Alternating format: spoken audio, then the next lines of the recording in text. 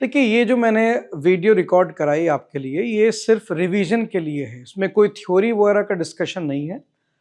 मैं आपको नीट के जो प्रीवियस ईयर क्वेश्चन है वही रिवाइज कराऊंगा, ठीक है।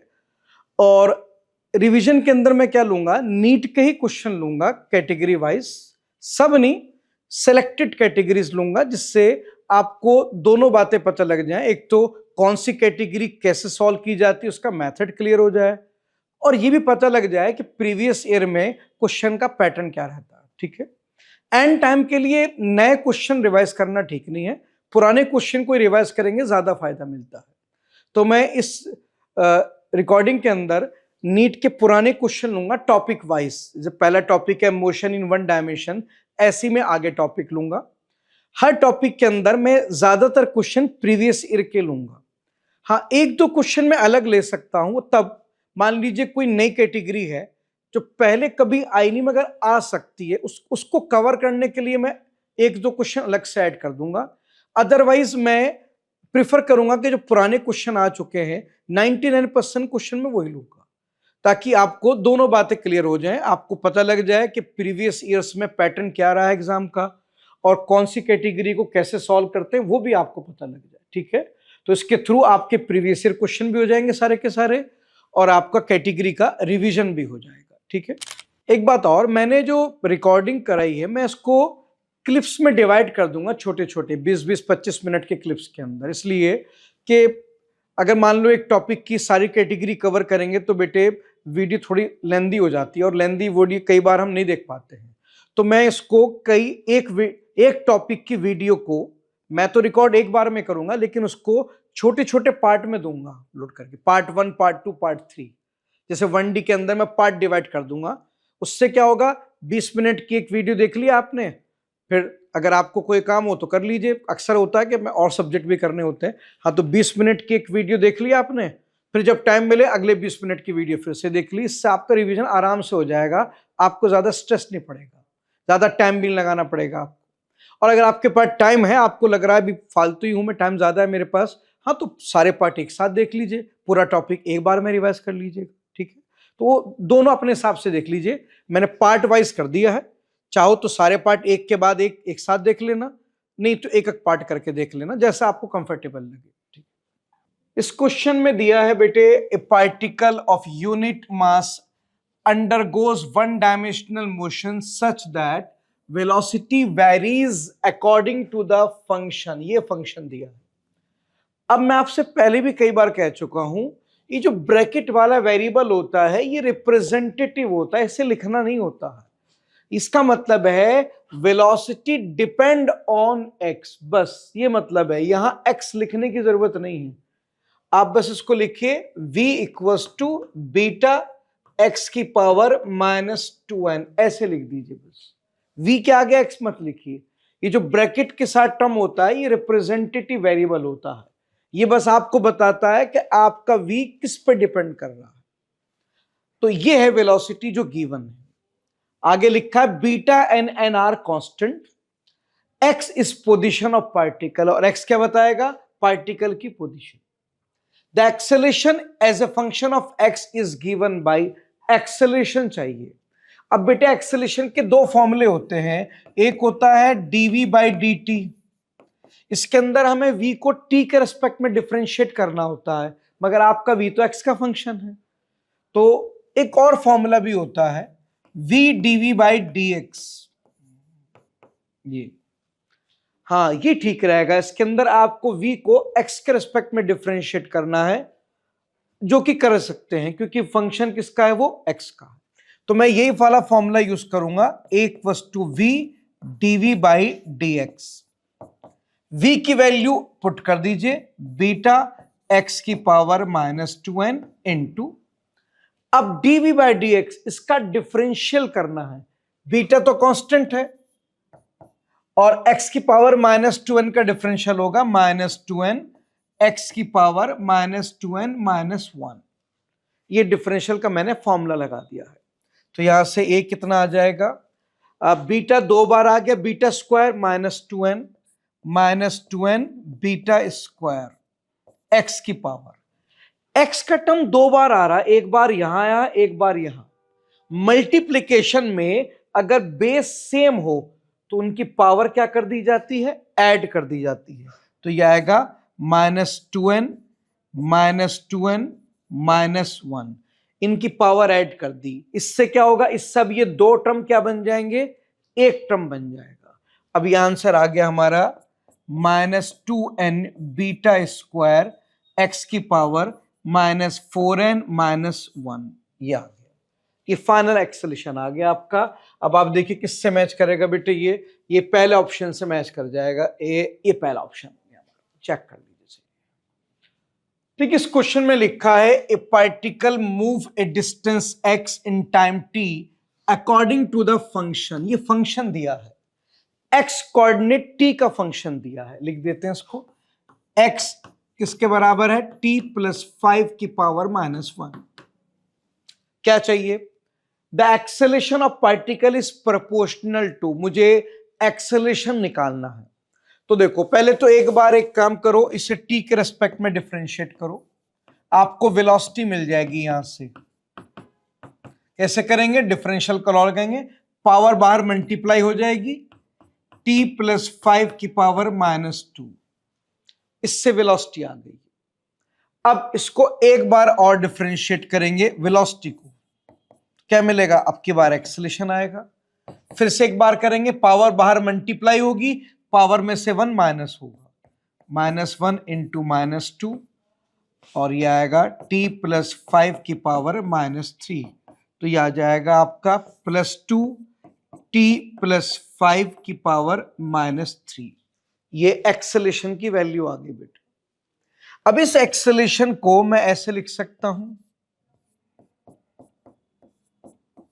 -3 है ना ये, हाँ, तो उसको एक काम करो, इसको 2 से ऊपर मल्टीप्लाई करो, 2 से नीचे, ऊपर नीचे कॉमन टर्म से मल्टीप्लाई कर सकते हैं। अब आपको याद हो मैथ्स में एक रूल होता है कि अगर दो पावर हो तो आप उसमें से एक पावर को बाहर ले जा सकते हैं, ऐसे।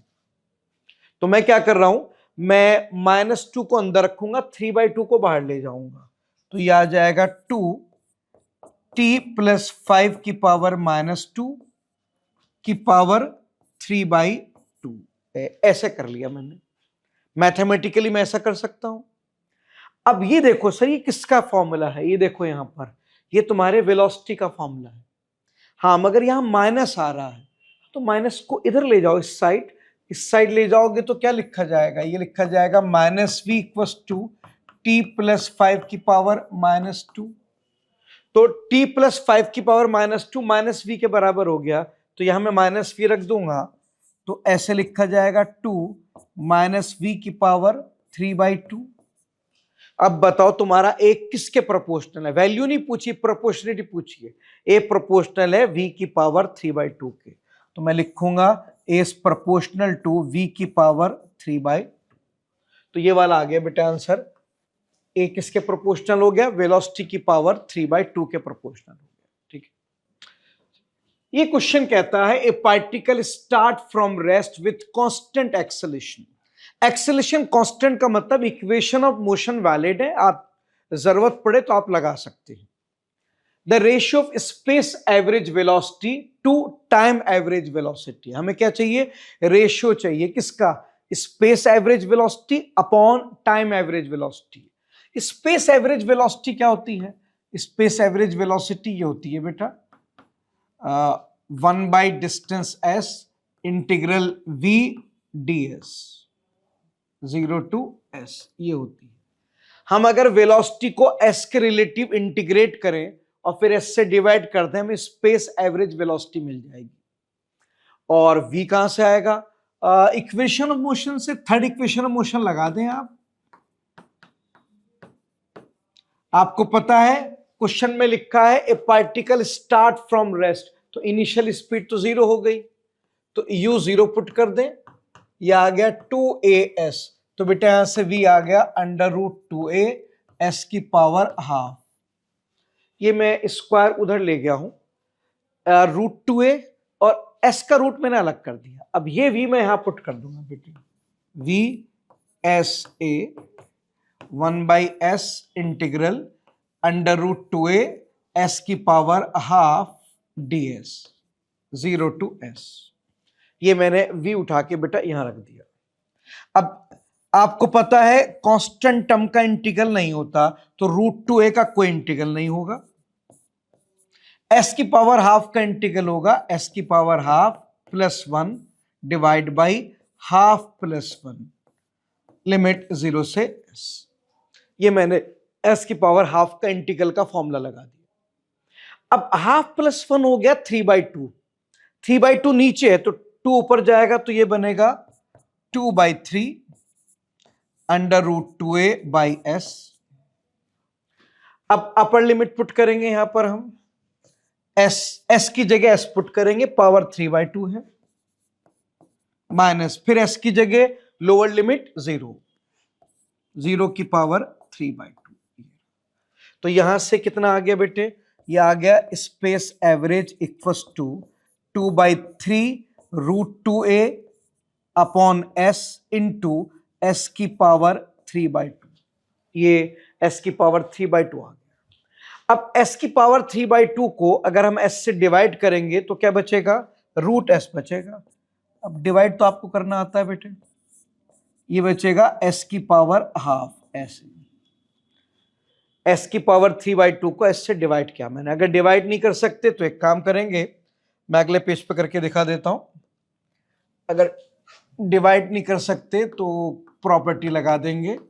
इसमें लिख सकता हूं 2/3 √2a, आगे था s की पावर 3/2 और यहां नीचे s था, ये रहा, ये s था। ये मैंने वही कॉपी किया पिछले पेज। अभी s को ऊपर ले जाएंगे आप तो बेटे ये आ जाएगा 2/3 √2a s की पावर 3/2 और ये वाला s ऊपर जाएगा तो पावर नेगेटिव में हो जाएगी इसकी। s को ऊपर ले गया तो इसकी माइनस आ गया, और जब मल्टीप्लिकेशन में बेस कॉमन हो तो पावर ऐड कर दी जाती है। तो स्पेस एवरेज वेलोसिटी कितनी आ गई बेटा, ये आ गई 2/3 √2a s की पावर 3/2 -1। इन पावर को मैंने ऐड कर दिया और बेटे 3/2 -1 क्या आएगा, हाफ। तो ये आ जाएगा 2/3 √2a s की पावर हाफ। ये आ गया स्पेस एवरेज वेलोसिटी की वैल्यू। अब ध्यान से देखो, ये जो टर्म आया है √2a s की पावर हाफ, ये पिछले पेज पे देखो क्या था, ये तुम्हारा v था। तो मैं इसको वापस v से रिप्लेस कर दूंगा तो यह आ जाएगा आपका 2/3 टाइम्स फाइनल स्पीड v। यानी कि स्पेस एवरेज वेलोसिटी कितनी होगी, 2/3 टाइम होगी फाइनल स्पीड v के बराबर। ये हमारा पहला पार्ट सॉल्व हो गया। अब हम टाइम एवरेज निकालेंगे। टाइम एवरेज कैसे निकालते हैं, टाइम एवरेज उसका तरीका होता है, आप v को इंटीग्रेट करेंगे t के रिस्पेक्ट में 0 से t और फिर उसे t से डिवाइड कर देंगे। स्पेस एवरेज में s के रिस्पेक्ट में इंटीग्रेट करते थे और s से डिवाइड करते थे। टाइम एवरेज में टाइम के रिस्पेक्ट में इंटीग्रेट करेंगे, टाइम से डिवाइड करेंगे। और v कहां से आएगा, फर्स्ट इक्वेशन ऑफ मोशन से आ जाएगा। u तो गिवन है 0, शुरू में लिखा था पार्टिकल स्टार्ट फ्रॉम रेस्ट तो u 0 हो गया, तो यहां से v आ गया at। अब यहां पे रख दीजिए बेटा, तो यह आ गया time average equals to 1/t integral at dt लिमिट 0 से t। अब आपको पता है a तो कांस्टेंट है, कांस्टेंट का इंटीग्रल नहीं होता है। t का इंटीग्रल क्या होता है बेटे, t²/2 लिमिट 0 से t। ऐसे अब आप लिमिट पुट करेंगे तो यह आएगा a/t, अपर लिमिट t की जगह t, अपर लिमिट t है, माइनस लोअर लिमिट 0/2। यहां से क्या मिलेगा, अब ये टाइम एवरेज आएगा कितना। अब देखिए 0 तो अलग हो जाएगा, मैं नेक्स्ट पेज पे लिख देता हूं। अब ये यहां से मैं अगले पेज पे लिख देता हूं उसको बेटे, ये आ जाएगा आपका v time average equals to a/t into t²/2, ये आ गया आपका बेटे 80/2। और अब जरा ध्यान से देखो 80 क्या था सर, यहां देखो वापस 80 फाइनल स्पीड की वैल्यू थी, ये रही 80 क्या है फाइनल स्पीड की वैल्यू। तो मैं इसको वापस v से रिप्लेस कर देता हूं, तो ये आ गया v/2। तो टाइम एवरेज स्पीड हाफ है फाइनल स्पीड की। स्पेस एवरेज 2/3 था फाइनल स्पीड के, और आपका जो ये टाइम एवरेज है ये हाफ टाइम्स होता है इसके फाइनल स्पीड की। अब मुझे इन दोनों का रेशियो चाहिए, तो स्पेस एवरेज वैल्यू को टाइम एवरेज वैल्यू से डिवाइड कर देता हूं। ये आ गया बेटे 2v/3 अपॉन v/2, तो कितना आ गया 4/3। और ये जो आंसर आए हैं ये फिक्स हैं। अगर एक्सेलेरेशन कांस्टेंट है तो हमेशा स्पेस एवरेज 2/3 टाइम्स होता है फाइनल स्पीड के, और टाइम एवरेज हाफ टाइम्स होता है फाइनल स्पीड के। अगर ये लैंग्वेज लिखी है ना, ए particle start from rest with constant acceleration, तो स्पेस एवरेज हमेशा 2/3v आएगा और टाइम एवरेज हमेशा v/2 आएगा। और जब दोनों वैल्यू फिक्स हैं तो रेशियो भी हमेशा 4/3 आएगा। ये आंसर आएगा बेटे सी ऑप्शन आ जाएगा। चेक कर लीजिए। इस क्वेश्चन में लिखा है a car accelerate from rest at a constant acceleration alpha for some time. कुछ देर के लिए कार एक्सेलरेट करेगी, कितना एक्सेलरेशन अल्फा। डायग्राम बना देते हैं। A car start from rest initial speed 0 with acceleration alpha, कितने टाइम तक, लेटेस्ट से t1 टाइम तक। और क्योंकि कार एक्सेलरेट कर रही है तो वेलोसिटी लगातार इंक्रीज कर रही होगी, लेटेस्ट से यहां पे वेलोसिटी कितनी हो गई v0। आगे पढ़ते हैं। After which it deaccelerate at a constant rate beta and comes to rest। अच्छा, t1 टाइम तक तो ये एक्सेलरेट हुई है, अब आगे फ्यूचर में ये डीएक्सेलरेट होगी, रिटार्डेशन आ जाएगा बीटा। तब तक जब तक ये फिर से रेस्ट पे ना आ जाए, फिर से स्पीड क्या ना हो जाए 0। और अब टाइम कितना लगेगा पता नहीं, लेटेस्ट से t2।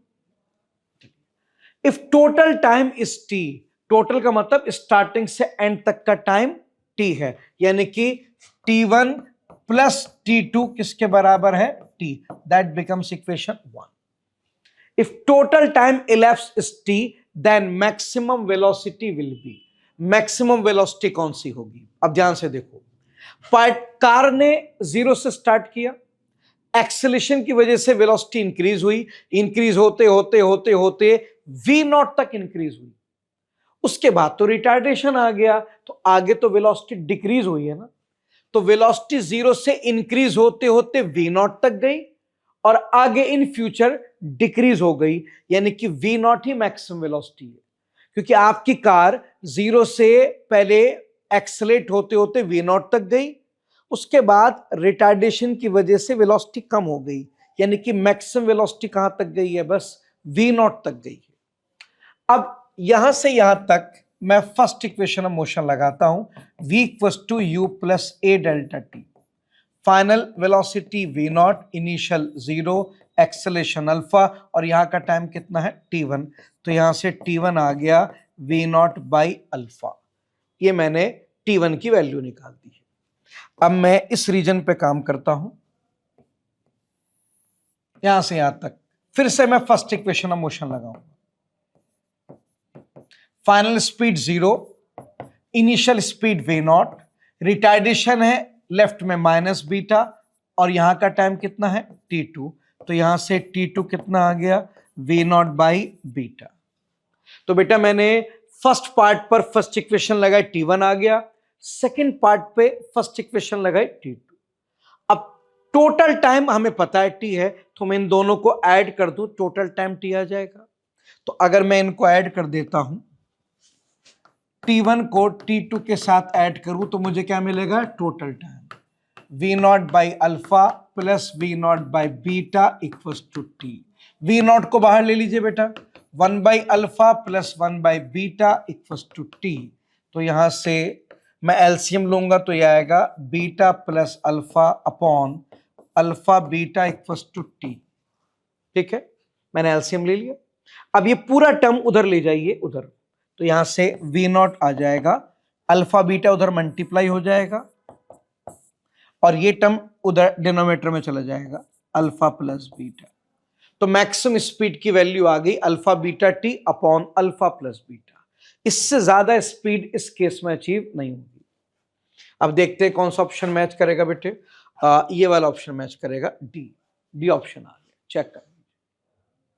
ये जितने क्वेश्चन मैंने लिए हैं, ज्यादातर क्वेश्चन ये प्रीवियस ईयर से लिए मैंने। एक दो क्वेश्चन मैंने अलग से लिया है, वो भी इसलिए क्योंकि वो एक कैटेगरी थी जो पीवाईक्यू में कभी नहीं आई थी, वरना ज्यादातर क्वेश्चन मैंने प्रीवियस ईयर से लिए हैं। इस क्वेश्चन में क्या लिखा बेटे, a body start from rest with constant acceleration, what is the ratio of distance travelled by body during fourth and third second. देखिए, first second, second second, third second, fourth, fifth, जिसके आगे S T लगा हो, जब time के आगे S T लगा हो, एन डी लगा हो, आर डी लगा हो या टी एच लगा हो, इन टाइमिंग के लिए हमारे पास ये वाला इक्वेशन है, S N equals to U plus half two N minus one into A.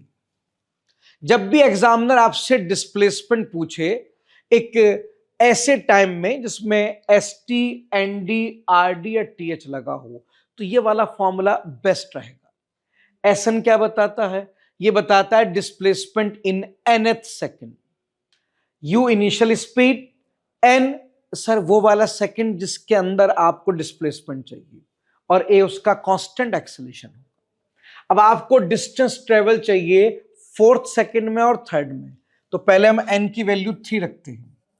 n की वैल्यू 3 रखेंगे तो अब डिस्प्लेसमेंट थर्ड सेकेंड में आएगा।